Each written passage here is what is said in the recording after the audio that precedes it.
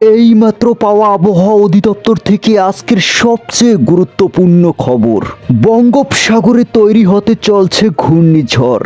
আগামীকাল থেকে আবহাওয়ার বিরাট পরিবর্তন, বাড়বে তাপমাত্রা। এছাড়া আগামী 24 ঘন্টায় দুই বাংলা কেমন থাকতে পারে এ বিষয়ে কি বলছে আবহাওয়ার রিপোর্টে জানিয়ে দিব বিস্তারিত। ভিডিওতে সঙ্গেই থাকুন।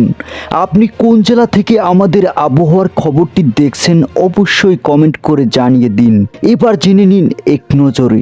দেশের উপকূল জুড়ে নতুন করে আবারও প্রকৃতির হুমকি।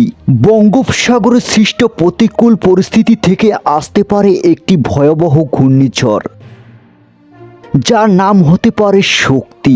আবহাওয়াবিদরা বলছেন মে মাসের তৃতীয় সপ্তাহে এই ঘূর্ণিঝড় আঘাত হানতে পারে। আবহাওয়াবিদ মোস্তফা কামাল পলাশ জানিয়েছেন 24 থেকে 26 মের মধ্যে বঙ্গোপসাগরে একটি ঘূর্ণিঝড় সৃষ্টি হতে পারে।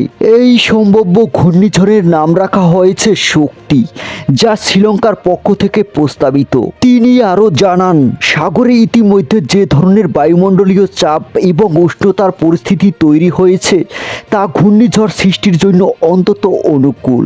ফলে দ্রুতই নিম্নচাপ তৈরি হয়ে তা গভীর নিম্নচাপে এবং পরবর্তীতে ঘূর্ণিঝড়ের রূপ নিতে পারে। বঙ্গোপসাগরের নতুন সক্রিয়তার প্রতি নজর রাখছে আবহাওয়া অধিদপ্তর সহ আন্তর্জাতিক আবহাওয়া পর্যবেক্ষণ সংস্থাগুলো। সম্ভাব্য এই ঘূর্ণিঝড়টি বাংলাদেশের উপকূলীয় অঞ্চল সহ আশেপাশের দেশগুলোতে প্রভাব ফেলতে পারে বলে আশঙ্কা করা যাচ্ছে। আবহাওয়াবিদরা উপকূলীয় অঞ্চলগুলোকে সতর্ক অবস্থানে থাকার পরামর্শ দিয়েছেন।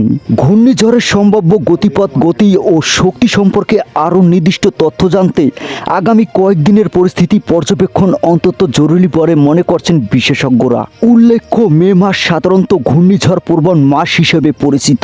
এর আগেও এই সময় দেশে বহু ভয়াবহ ঘূর্ণিঝড় আঘাত এনেছে, যার ফলে প্রাণহানি ও ব্যাপক ক্ষয়ক্ষতির ঘটনা ঘটছে।